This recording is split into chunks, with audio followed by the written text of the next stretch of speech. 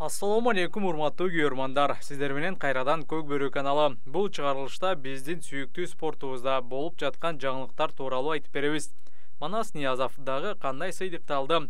2023 жылы достуктун кайсы аттары өлдү? Курамында кандай өзгөрүүлөр болушу мүмкүн? Жана ошондой эле Талас, Жалал Абад жана Чүй облусунда боло турган райондор аралык мелдештер тууралуу айтып беребиз. Андыктан видеону аягына чейин көрүңүздөр. Берүүнү жагымдуу жаңылыктан баштайды. Көк Бөрү боюнча Кыргызстан улуттук курама командасынын жана Достук клубунун чабуулчусу Манас Ниязов Ош облусунун ардактуу атуулу деген наам алды. Бонус. Бул супер фишка. Байланышын колдонобуз. Бонус алабыз. Кофе ичебиз. Бонус алабыз. Сүйүктүүлөрүбүзгө гүлдесте тартуулайбыз. Бонус алабыз. Үй бүлө үчүн сатып алууларды ишке ашырабыз. Бонус алабыз. Өзүбүздү эркелетебиз. Бонус алабыз. Анан бонустарды каалаган нерсеге жумшайбыз. Же телефондун балансына которобуз. Бонустар мына ушинтип айланып жүрө берет. Өтө эле жөнөкөй, өтө эле пайдалуу. Бул тууралуу президенттин Ош облусу боюнча өкүлчүлүгүнүн басма сөз кызматы билдирди.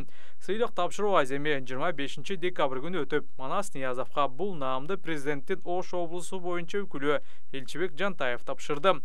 Манас Ниязов 2023 жылы кайрадан Достукка кайтып келип, 9 май турниринде чемпион болгон. 2023 жылы Достук командасы бир нече мыкты аргымактарынан кол жууду. Тактап айтканда Ак Бөрү, Брабус жана Кулунду аттары өлүп калды. Бул тууралуу команданын Инстаграмдагы расмий баракчасы маалымдады. Үчөөсү тең баалуу жана таасирлүү аргымактар болчу. Ошон үчүн алардын орду өзгөчө. Команда тарыхында алар алтын тамгалар менен жазылып кала берет. Белгилей кетсек, Ак Бөрүнү Марлис Койгелдиев минип келсе, Брабусту Султан Русланов ойнотчу. Ал эми Кулундуну Манас Ниязов минчи. Манаска жаңыдан ат окшошуп келе жатканда кайрадан жаңы ат издеш керек болду. Өтө өкүнүчтүү. Ошондой эле Достук командасынан Султан Русланов менен Астаркул Табышев кеткени тууралуу сөздөр айтылууда. Алардын ордуна Дастан Русланов менен Байыш Акылбеков келиши мүмкүн. Учурда сүйлөшүүлөр жүрүп жатат. Жалал Абад облусунун Көк Бөрү федерациясы маалымдагандай, Жалал Абад облусунун ыйгарымдуу өкүлүнүн кубогу 3-4 январь күндөрү өтөт. Алгачкы ирет облустун райондор аралык ачык чемпионаты болот. Бул дагы да болсо Жалал Абад облусунун федерациясы мыкты иштеп жатканынан кабар берет. Ал эми Чүй облусунун кезектеги райондор аралык мелдеши январда өтөт. 26-27 январь күндөрү Бишкек шаарынын Ак Кула ат майданында Чүй облусунун 8 район аралык арасында Көк Бөрү оюну боюнча мелдеш орун алат.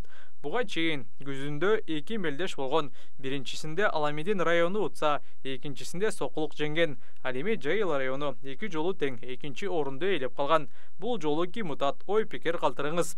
Талас облусунун Көк Бөрү боюнча чемпионаты быйыл төмөнкүдөй тартипте өтөт. 16 январь күнү Талас району, 23 январь күнү Манас району, 30 январь Айтматов району жана 6 февраль Бакаята районунда оюндар болот. 4 мелдештин жыйынтыгы менен адаттагыдай ынтымак командасы түптөлөт. Сен кайсы команданы көздөп атасың? Мына иш алкагың барды, кайсы жака барып чабайын деп атасың? Барын эле белгилүү эле суроо айтып койчу. Ой, бара келди. Бара келди. Ай бирса. Ана дагы бир суроо. Акчаны көп берсе чаба бересиңби бейжан? Жок, беге, салымга чабасыздар. Өнүп өскөн жер, киндик кан тамган жер.